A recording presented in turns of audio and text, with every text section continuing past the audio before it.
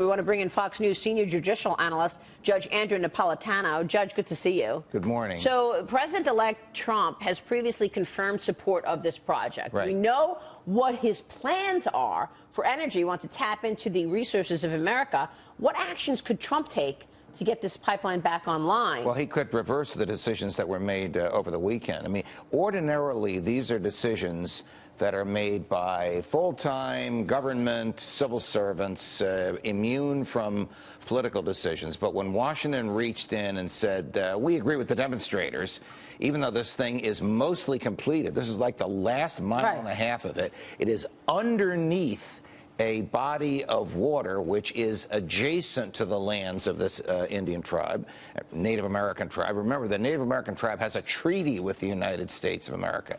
The treaty does not cover anything like this. So it's just the last mile and a half then, Judge? Yes. The people who own the land, private landowners and the government, have consented. The permits were originally granted. The permits were rescinded either because the administration had a second look at this or because they sympathized with these demonstrators. But Robert, what about that? I mean, as a political operative yourself, as a friend, good friend of President Obama, why is he doing this now? We all know what Donald Trump wants to do in terms of energy, and he's probably going to do it in 2 months. Well, this was becoming incredibly heightened. You had veterans coming in to support the coalition, and they were supposedly on Monday was going to be D-Day on whether they proceeded or didn't.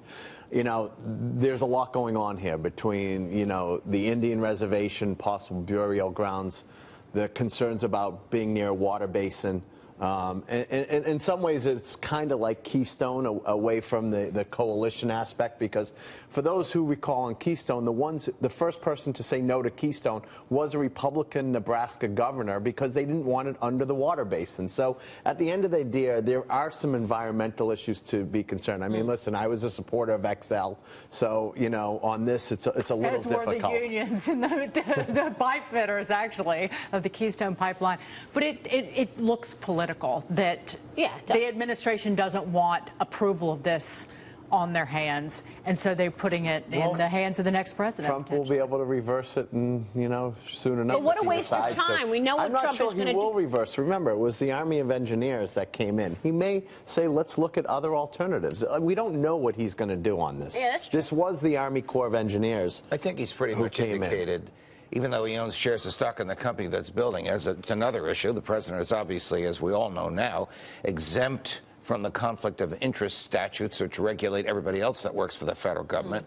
I think he's indicated he is in favor of this. It would just take a phone call or the stroke of a pen on a piece of paper to reverse what happened over the weekend. Literally just calling the Secretary of the Army saying you're going to reverse that decision. But that's why I'm questioning it. I mean, we know what he's going to do. He's already said that's one of his 4 pillars of his economic plan, tapping into energy in the country. Well, this goes along with the current administration's policies, right? I mean, and they want to keep tone with it. They don't want to burn their policies. Till the final day. Yeah, exactly, right. So, and they have no incentive to, and you know what? I respect that. If they want to keep their policies and positions in line with how they've governed the last 8 years, then so be it. This is a big movement online, on social media. It is everywhere in the Hollywood community in terms of supporting these protesters, supporting this Native American tribe. But we should be clear, the veterans came in over the last 4 days. The veteran community came in support over the last 4 days. I'm not so sure where President-elect Trump will be. He'll become more informed, and then he'll make a decision. In part but if you were because Barack of the treatment Obama, of the protesters by the police. In terms of the water cannons being shot at them in these cold temperatures and how they've been treated. If you were Barack Obama, do you blame him for wanting to put this in Donald Trump's camp? Let him take the heat. Well, I don't think it's heat or not heat. I think that he's made a decision because the due date was coming.